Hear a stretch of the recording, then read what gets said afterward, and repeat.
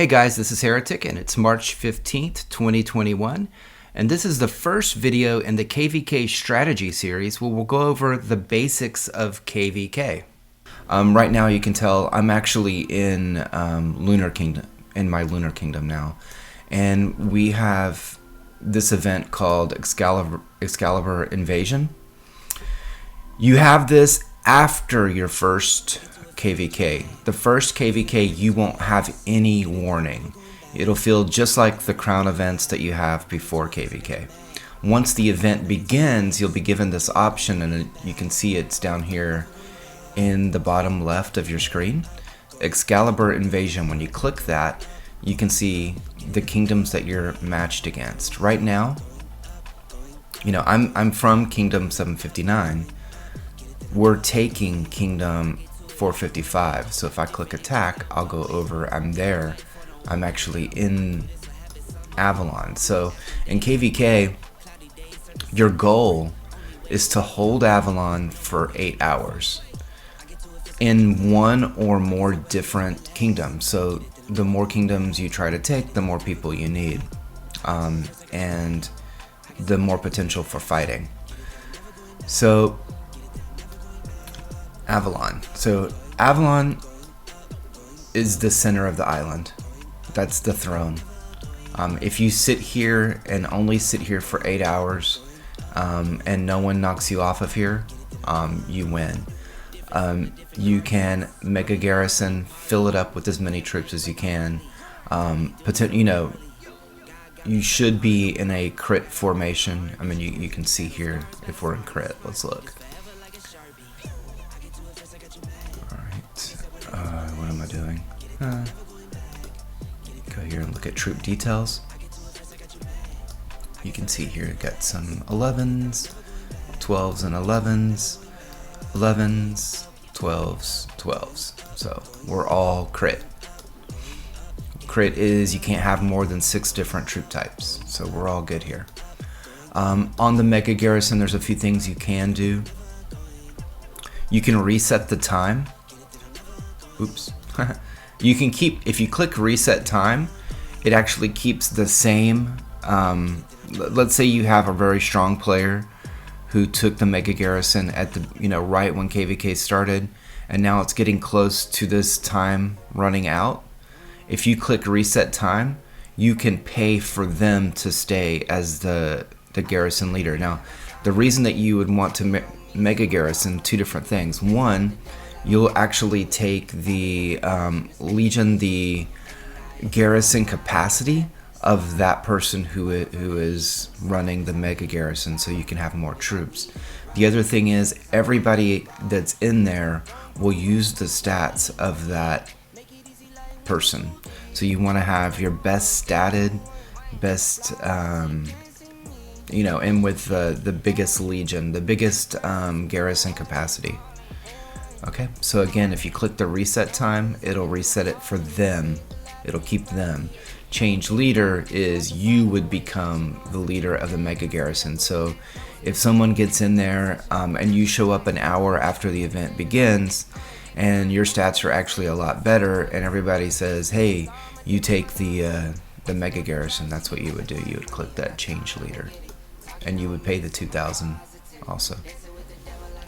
So that's Avalon, right? Hold it for 8 hours, mega garrison it, pray. Keep in crit. All right, so towers. There's 4 towers around Avalon, okay? So every tower that is controlled by another person, another alliance or kingdom, will cause a zap to you. To everybody that's inside of Avalon will get hit. I think it's on every about 2 minutes. We'll get a zap, and the zap will cause a certain percentage of damage. It will outright kill the percentage of troops that are within Avalon. And if you wait here for a minute, you should be able to see one. You can see we have the south, we have the west. The other guys have the north and the east. But anyway, every so often you get hit. Everyone in Avalon will get hit, and you'll take damage, and it's outright death damage. Okay, so we're actually in another kingdom. So when you do take, one of the benefits when you do of taking another kingdom is when you take it, your home kingdom, which I'll go here, your home kingdom gets a shield on Avalon. So you could leave, as long as you have at least one person in Avalon, no one can take it as long as you're taking another kingdom. So that'll help you kind of strategize a little bit. You still want to hold the towers so that one person doesn't take zaps. But other than that, you definitely want to, your focus should shift from your home kingdom to your, see, and there I just took a 450k zap. So that's what I'll take every so often. So our home has a shield on it. We don't have to worry about it as much. There should be a lot of people here helping.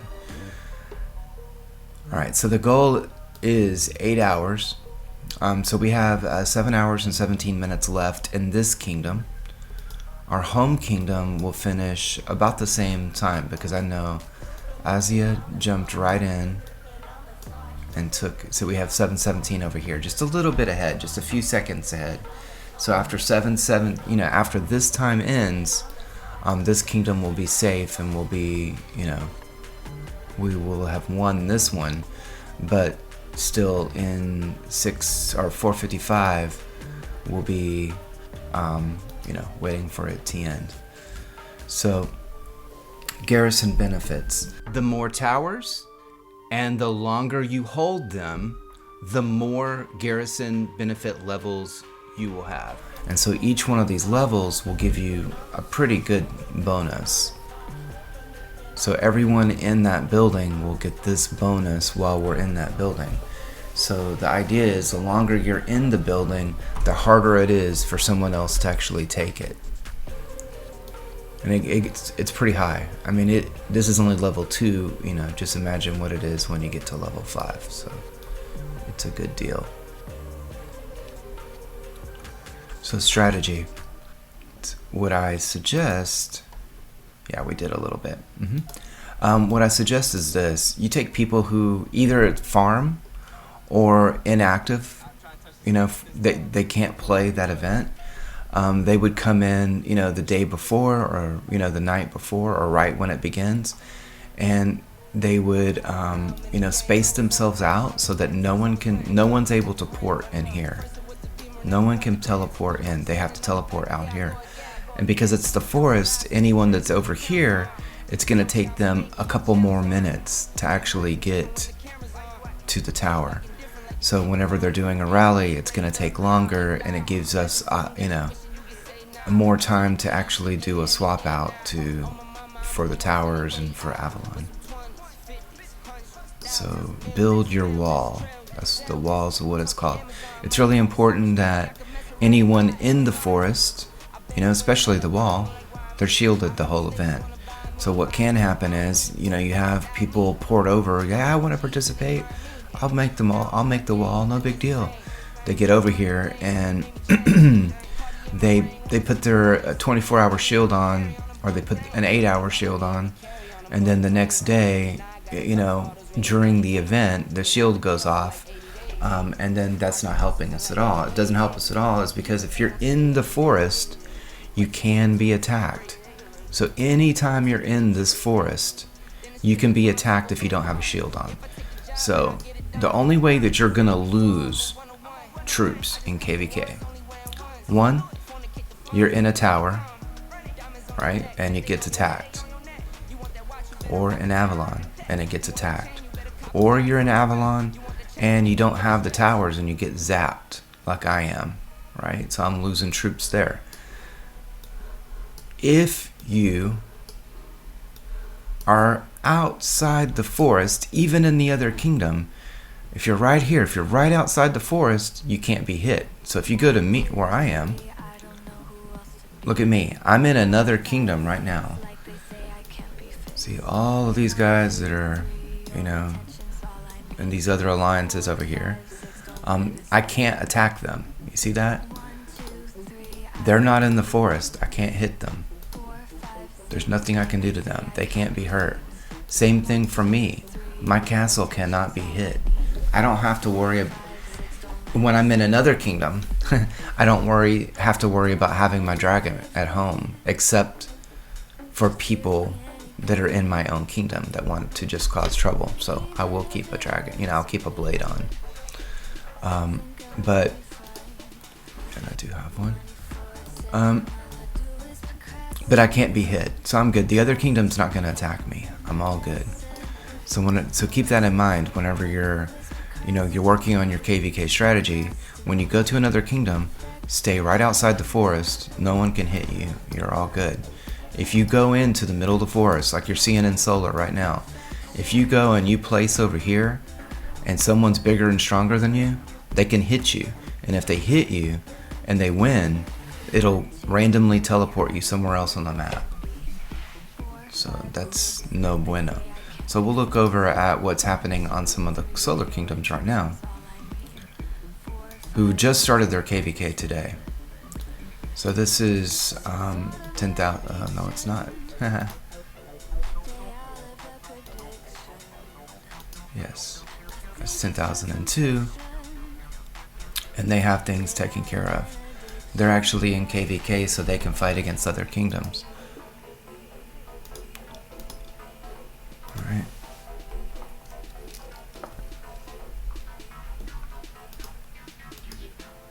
Yeah, I was in 7.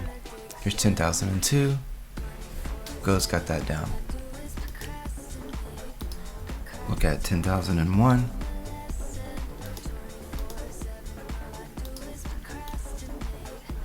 Yeah, these guys have, no, look, you can see. So Gun from 10,001 has gone to another kingdom and taken it. So they have a shield. But 10,006, they've come over here and they've taken a tower. So that these guys get zapped. Right? So they're just being kind of a troublemaker here, which is a strategy. So then if I look at 10,006,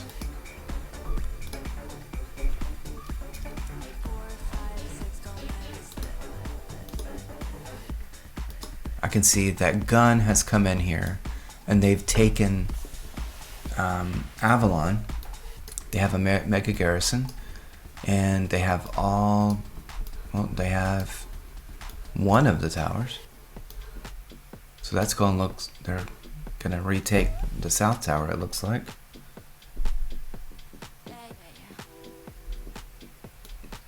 So they had a good strategy. They went straight out. They knew they were stronger. Look, this is in Solar, so these kingdoms are new. Only a couple of months old. They have a 41, a 42, and a 40 right there on offense. Who knows what they have outside the forest? We'll check that out real quick. So typically when you go to another kingdom, one thing real quick, when you go to another kingdom, you can go right into anyone's hive. You can go anywhere on the map. There's nothing that's going to stop you except, physical thing like a tower or someone's castle. You can't land on someone's castle, but any empty space you can jump in.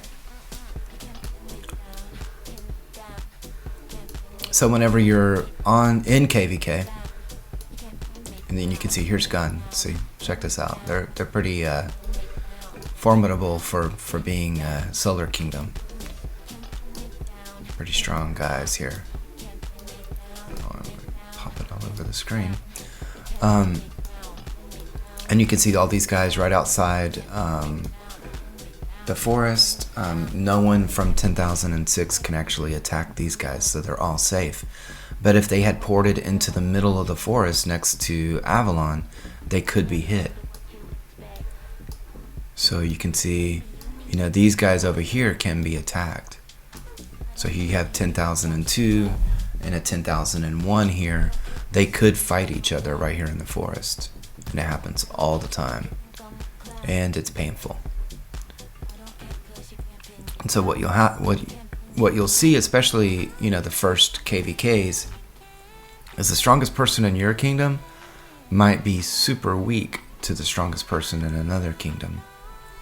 I don't know if that's the case here. I have no idea, to be honest, how strong they are. I can look here at their profile. 330 million power in the forest is not advisable. I would not do that unless you have a significant stat advantage. And right now in solar, no one does. This guy here has 1.1 billion. He's good. And the reason that matters is he has tons of troops. You're not going to win against that in a solo attack. And he has the number of troops that he can, he can afford to lose a march if he had to. So what happens if you do lose troops? If you lose troops in KVK, at the end of KVK, there's two different things that can happen. If you lose your home kingdom at the end of KVK, after the event is completely over, you will have a 300% training buff for the amount of power that you lost. So if you lost a million, 10 million power, let's say, in KVK, then what you will see is 10 million, 0 of 10 million power available on the buff. So it's a great way to rebuild. If you win KVK, the king or queen is able to actually choose when to apply both that 300% buff to retrain your troops, and they also have other buffs, and that's one of the reasons why it's so important for you to try to win KVK, is that there's great construction speed buffs, regular training speed buffs, there's buffs that the king or queen are able to apply to everyone in the kingdom, whether or not you lost troops in KVK. So it's critically important to try to win, because then you get to choose not only when you get the 300% buff, but the 30% training buff, and you could do that the day of your training day, which is the Thursday, or at Friday reset. And you can apply them multiple times, so you could do it each of those Friday resets, for the 2 weeks, so that it lines up with the gold event. So that's it for this video, which is the first in the series of KVK. I wanted to kind of separate some of the more advanced topics from just the real basic information about KVK. I hope this helps. Stick around, and more videos are coming soon regarding KVK in this series. Thank you.